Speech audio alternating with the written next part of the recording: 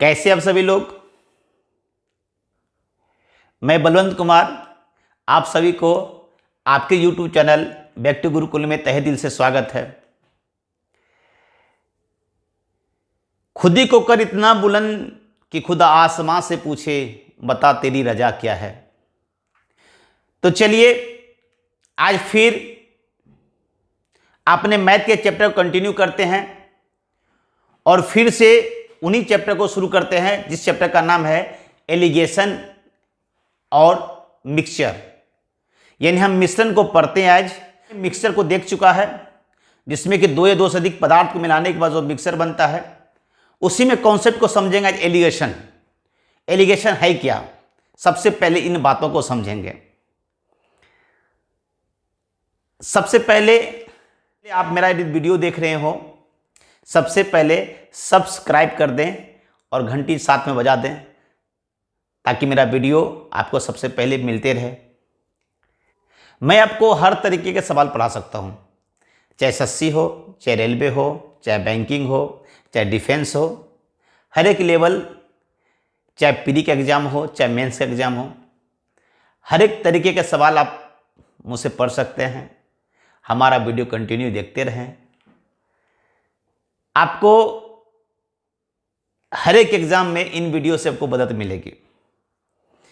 तो मैं चाहूँगा कि आप कॉपी कलम लेके साथ में बैठे, मैं जो भी सवाल सॉल्व कराऊँ उन सवालों को आप प्रैक्टिस भी करें। तो शुरू करते हैं। एलिगेशन क्या है? तो एलिगेशन एक प्रकार का कॉन्सेप्ट है और इन कॉन्सेप्ट का उपयोग आप मिक्सचर में भी कर सकते हैं। इन कॉन्सेप्ट का उपयोग आप प्रॉफिट लॉस में भी कर सकते हैं। इन कॉन्सेप्ट का उपयोग आप परसेंटेज में भी कर सकते हैं। इन कॉन्सेप्ट का उपयोग आप CISI में भी कर सकते हैं। कि एलिगेशन कॉन्सेप्ट जो है वो बहुत प्रकार के सवालों में हम लगा सकते हैं। तो सबसे पहले ये समझते हैं कि एलिगेशन है क्या। तो एलिगेशन को समझने के लिए एक छोटा सा एग्जांपल समझिए कि एक राम था जिनके पास दो तरह का आलू था। एक आलू X जिनकी कीमत थी 10 रुपया प्रति केजी और एक आलू Y था जिनकी कीमत 15 रुपया प्रति केजी। इन्हीं दो प्रकार का आलू उनके पास थी और वो दोनों प्रकार का आलू लेके वो हाट गया। जब हाट में आलू को बेचने लगा तो कोई जब व्यक्ति आता था तो उनसे पूछता था, भाई साहब ये बताओ आलू की कीमत? तो बोलता था 10 रुपया। भाई साहब ये आलू की कीमत? तो 15 रुपया। व्यक्ति कन्फ्यूज हो जाता था कि भाई साहब आलू तो एक ही हो, फिर दाम क्यों अलग अलग है। वो बेचारा सुबह से शाम समझाने में परेशान। तो कहता है ना कि जब व्यक्ति हो परेशान तो कोई ना कोई आ जाता है मेहमान।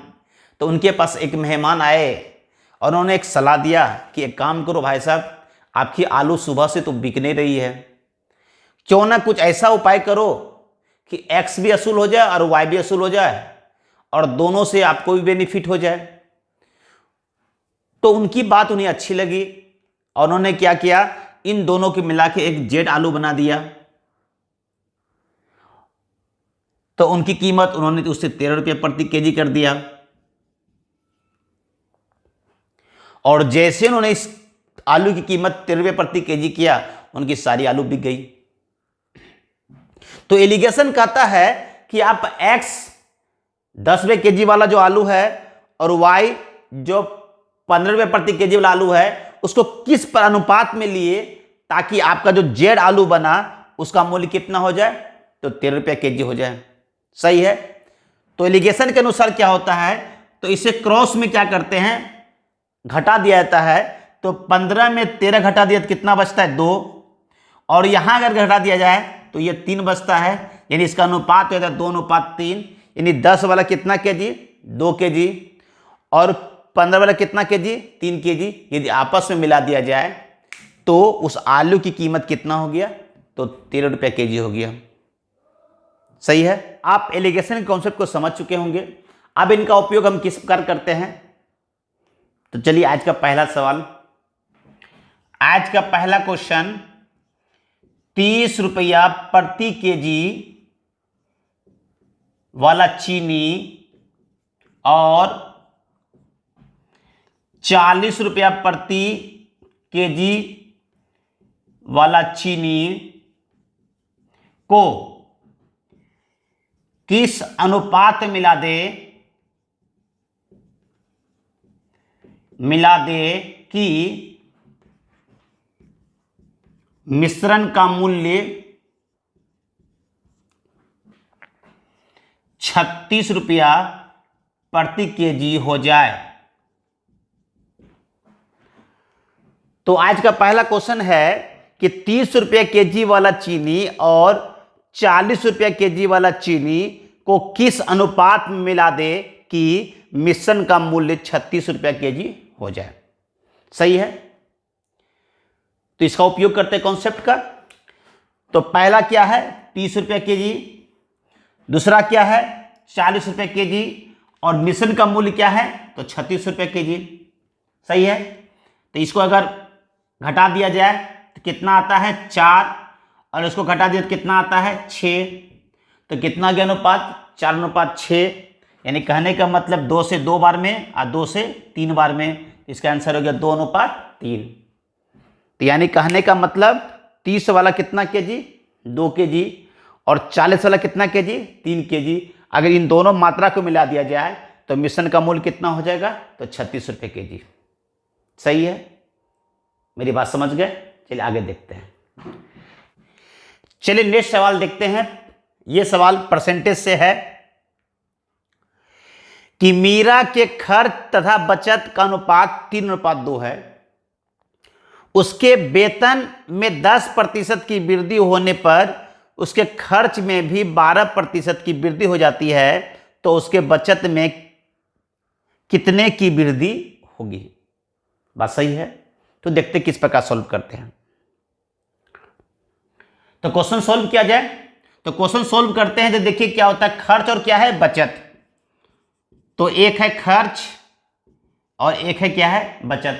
सही है, तो खर्च का जो अनुपात खर्च कितना परसेंट है तो 12% की वृद्धि किया और बचत को क्या मान लेते हैं हम लोग X%। सही है, और टोटल वेतन में कितना वृद्धि हुआ है 10, औसत जो वृद्धि कितना हुआ है 10 का, तो 10 यहां कर देते हैं। तो यहां पे क्या देख रहे हैं खर्च कितना परसेंट की वृद्धि 12%, बचत में क्या मान लेते हैं X% और टोटल जो वृद्धि हुआ वेतन में कितना है 10%।